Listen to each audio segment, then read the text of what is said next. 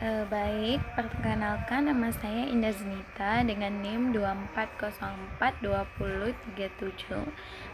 Saya akan menjelaskan perbandingan situs web organisasi publik pemerintah dan situs web swasta yang menjadi jembatan utama untuk organisasi dan audiensnya. Namun karakteristik dan tujuan antara situs web pemerintah dan swasta sangat berbeda. Tujuan dan target audiens organisasi sektor publik dan swasta memiliki tujuan dan sasaran yang berbeda, yang secara langsung mempengaruhi desain dan fungsionalitas situs web mereka.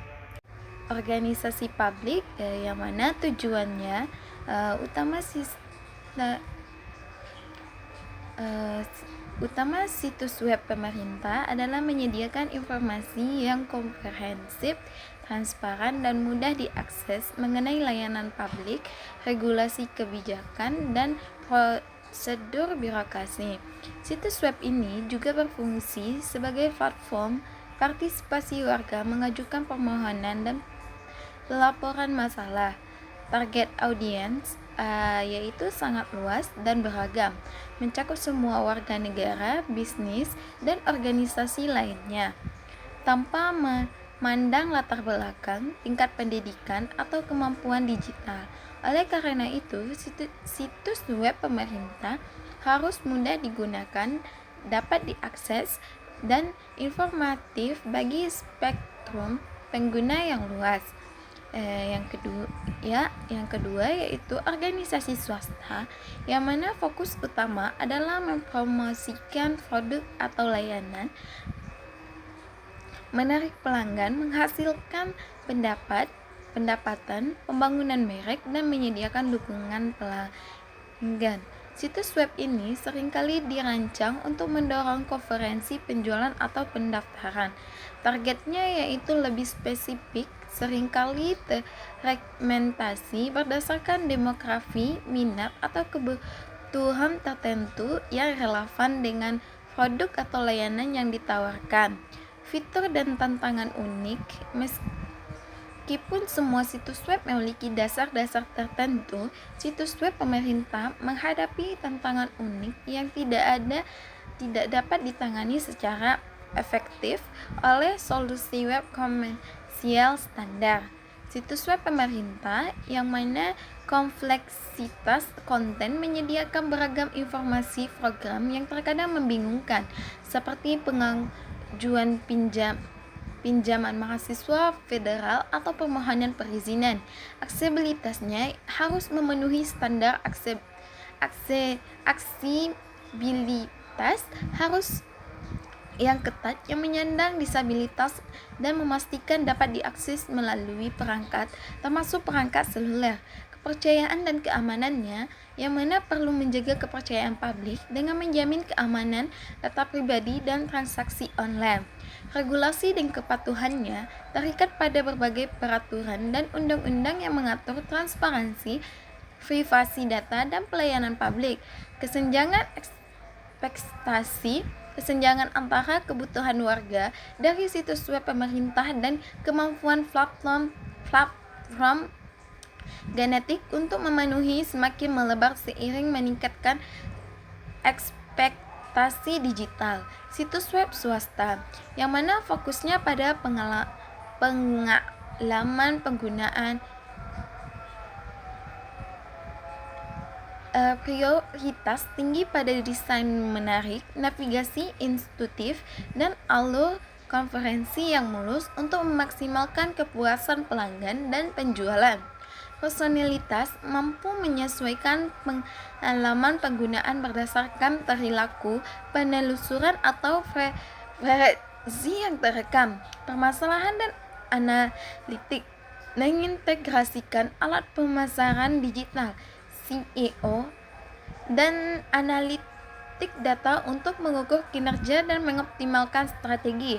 Fleksibilitas desain, lebih bebas dalam inovatif desain dan fungsionalitas tanpa batas regulasi seketat pemerintah. Analisis perbedaan utama antara kedua jenis situs web ini terletak pada motivasi dasar dan lingkungan operasional. Organisasi swasta didorong oleh keuntungan dan persaingan pasar yang mendorong inovasi cepat dan desain berorientasi pelanggan. Sebaliknya, organisasi publik beroperasi dalam lingkungan dengan pengawasan publik tinggi, akuntabilitas, dan kewajiban untuk melayani semua tanpa diskriminasi, yang mengarah pada desain yang lebih berhati-hati, berorientasi pada informasi, dan inklusif. Penerapan SIM dalam pelayanan perizinan terpadu di pemerintahan daerah. Penerapan sistem informasi manajemen menjadi krusial dalam upaya pemerintah daerah untuk meningkatkan efisiensi dan transparan pelayanan perizinan. Transformasi digital dan OSS RBA. Pemerintah Indonesia telah mengambil langkah signifikan dalam transformasi digital pelayanan perizinan dengan meluncurkan sistem online single submission rate-based approach OSS RBA pada Agustus 2021. Sistem ini merupakan implementasi dari Undang-Undang Nomor 11 Tahun 2020 tentang Cipta Kerja dan bertujuan untuk menyederhanakan proses perizinan usaha berdasarkan tingkat risiko. Tujuan OSS RBA meningkatkan kemudahan berusaha, menarik investasi, dan menciptakan iklim bisnis yang lebih kondusif melalui proses perizinan yang terintegrasi dan efisien. Studi kasus BPN Kabupaten Asahan. Badan Pertahanan Nasional (BPN) Kabupaten Asahan merupakan salah satu contoh lembaga pemerintahan yang menerapkan SIM untuk layanan pertanahan, yang melibatkan transformasi digital dan inovasi teknologi dalam prosesnya. Manfaat penerapan SIM dalam perizinan: efisiensi proses, yaitu SIM mempengaruhi birokrasi, pemangkasan waktu tunggu, dan menghilangkan duplikat dokumen, sehingga mempercepat proses perizinan. Transparansi dan akuntabilitasnya dengan sistem yang terkomuterisasi, setiap tahapan proses perizinan dapat dilacak, mengurangi peluang praktik korupsi dan meningkatkan akuntabilitas pemerintah dengan daerah. Aksesibilitasnya, yaitu pelaku usaha dapat mengajukan permohonan dan pemantauan status perizinan secara online dari mana saja, kapan saja, meningkatkan kemudahan akses pelayanan. Pengambilan keputusan berbasis data. SIM menyediakan data yang akurat dan real-time mengenai perizinan yang dapat digunakan oleh pemerintahan daerah untuk analisis, evaluasi, dan perbaikan kebijakan. Tantangan implementasi. Meskipun banyak manfaat, implementasi SIM dapat perizinan terpadu menghadapi beberapa tantangan. Kesiapan pemerintahan daerah, seperti penelitian menunjukkan perlunya evaluasi setiap pemerintahan daerah dalam mengimplementasikan sistem seperti OSS, termaksud ketersediaan infrastruktur teknologi, sumber daya manusia yang kompeten, dan dukungan kebijakan. Tantangan penerapan SIM di perguruan tinggi.